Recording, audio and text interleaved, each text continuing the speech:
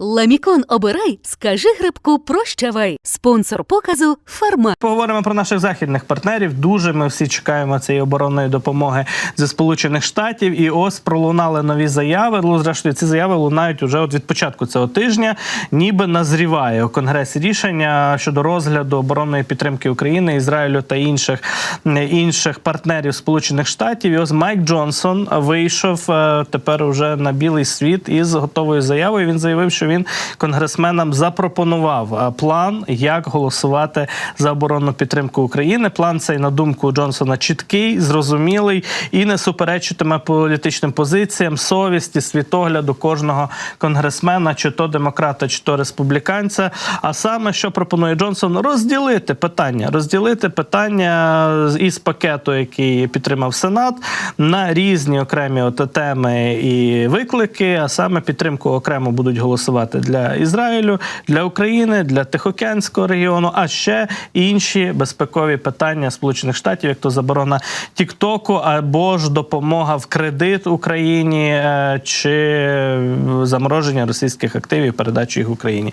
Можемо послухати, як Джонсон все це сформулював вчора під час прес-конференції, тобто вже фактично сьогодні. У нас тут, значить, час різний з Америкою. Тобто абсолютно свіжа заява спікера Палати представників стосовно того, як Конгрес, ймовірно, цього тижня буде таки голосувати за оборонну підтримку України. Щойно мав зустріч з республіканцями Палати представників. Ми сформували план, як саме розглянути питання підтримки наших партнерів. У світі відбуваються важливі події, за якими ми уважно спостерігаємо. І ми знаємо, що світ спостерігає, як ми відреагуємо. У світі діють терористи, тирани і жахливі лідери, такі як Путін і Сі. А ще Іран. Всі вони спостерігають, чи буде Америка захищати своїх союзників, а також свої інтереси у світі. І ми будемо це робити. Сьогодні ми представили Конгресу свій план. Ми винесемо у Палату представників окремі пропозиції. Ми не будемо голосувати за пакет Сенату у його теперішньому вигляді. Ми проголосуємо за ці заходи окремо у 4 різних частинах. Окремо за допомогу Ізраїлю, окремо за допомогу Україні і окремо за Тихоокеанський регіон. І ще одне голосування за інші питання нашої національної безпеки. Зокрема, за можливість позики і конфіскації російських активів, також санкції проти Ірану та інші дії. Тож ми бачимо, з одного боку, Майк Джонсон називає Путіна, і водночас і Сі Цзіньпіня жахливими лідерами, тиранами, загрозою для національної безпеки США, і каже, що весь світ за нами спостерігає, ми це знаємо. Очевидно, що тішиться з цього неабияк Майк Джонсон, що всі за кожним його словом, перепрошую на слові, пуком спостерігають у всьому світі, що він там скаже, подумає, вирішить чи не вирішить, виносити на голосування питання оборонної підтримки партнерам США. Каже, всі спостерігають, ми будемо діяти. Нарешті будемо діяти. І ось ми представили свій план в Палаті представників, план республіканців, як ми будемо голосувати. І, мовляв, це краще. Це відрізняється точно від пропозиції Сенату, де демократична більшість, де Чак Шумер та інші сенатори-демократи все ж таки пропозицію Білого дому підтримали, адміністрації Байдена, пакетом голосувати за, власне, всі ці безпекові питання. Тут же, бачимо, пропонує Джонсон все це поділити на окремі питання. Це означає точно довгі дебати, дискусії і окремі голосування, тобто процес розтягується. Так, принаймні, виглядає це зовні. Знову ж таки, про мексиканський кордон ані слова. Немає в тому плані питання, навколо якого ламали списи стільки місяців республіканці з демократами. Раптом воно десь відсунулося в бік, випарувалося, зникло. Чому так?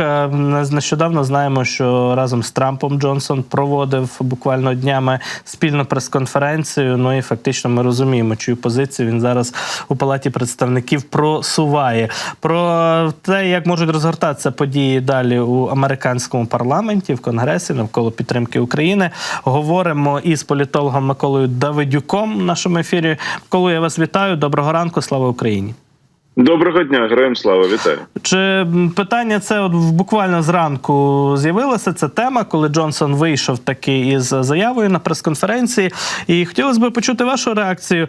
Ось така позиція Майка Джонсона, цей план, який він намагається зараз в Конгресі все ж таки просувати і, можливо, ставити на голосування, він підвищує ризики для України, що наше питання не пройде, умовно кажучи. От за Ізраїль проголосують, за Україну не проголосують. Ну, дивіться, скажімо так, пакетне голосування мало місце та мало таку парламентську логіку, коли почалася війна в Ізраїлі. Потім війна в Ізраїлі перестала бути настільки популярною і мати таку широку підтримку, як вона мала на самому початку. От, і тому зараз сказати, що в нас війна в Ізраїлі рятує, і дякуючи війні в Ізраїлі ми там протягуємо свої питання. Ні, вже так сказати не можна, і так уже добрих кілька місяців воно підвісло. Тому я бачу, що навпаки оця спроба пакетного голосування, вона зіграла в мінус, бо демократи прив'язали Ізраїль, зробити допомогу Україні, а республіканці прив'язали кордон, щоб навпаки протягнути свої питання. Ну, таке ж саме пакетне голосування, тільки навпаки. Так. Тому і воно застрягло на півроку. Тобто це проблематично. Зараз навпаки, коли роз'єднають, будуть дивитися окремо на Ізраїль, Штати будуть дивитися окремо на Україну. Так, є ризик, що Ізраїль можуть проголосувати на ЗНІ, тоді це буде означати змова проти України.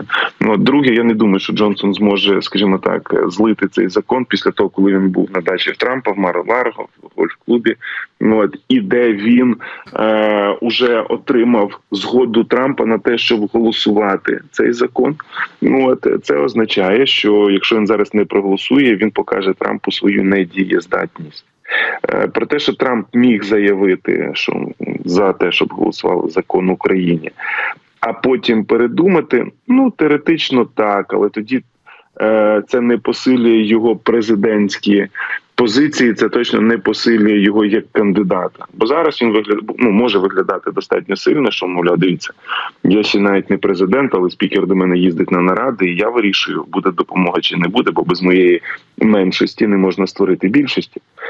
Тому, скажімо так, якщо не брати підводні камені і якщо не брати якісь віртуальні історії і моделювання, а що може бути, якщо якийсь чорний лебедь вилетить, то все складається, в принципі, нормально, і цього тижня повинні за гроші проголосувати. Бо Трамп добро дав, пакет наш відв'язали від кордону, від цих інших проблем, тому виглядає, що повинні проголосувати. Як буде насправді, приблизно ми бачили, як було попередні півроку, де просто з пустого в порожнє переливали, і казали, що це робота. Не це. Єдине, що буде зміна, що дійсно всі ці гроші будуть кредитні, а замість допомоги будуть ленд-лізи. Але, знову ж таки, чи зможемо ми впливати на об'єми і розмір, якщо вже брати, якщо вже береш в кредит і купуєш, то давайте хоча б нам кількість визначати, щоб ми розуміли, що нам зараз треба умовно на 300 мільярдів, щоб ми могли взяти і затоваритись на 300 мільярдів. Бо допомога – це ж така річ, що ви не можете вказувати, мусите дякувати. А коли вже кредит, то, вибачте, в покупця вже є право щось вибирати. Він же це хоче, це не хоче, це буде, це не буде.